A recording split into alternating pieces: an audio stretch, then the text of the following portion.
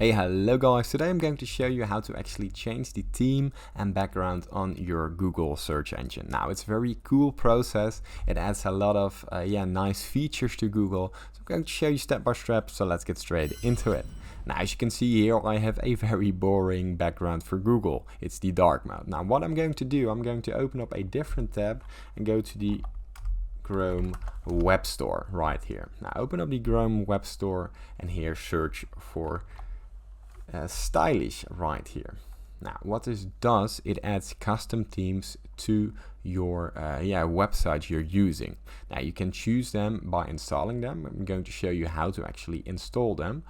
Now what you want to do, you want to open up the Google tab right here, and as you can see here, we already have a theme. Now what you want to do, you want to open it up and press install theme, and here press check it out. Now and as you can see, it changed my very boring Google look through this. Now as you can see here, we have the extension. Here you have all your styles, and here you can turn it off. Now if you want to close this down, simply change this, press it, and here you can use Google as you would normally would.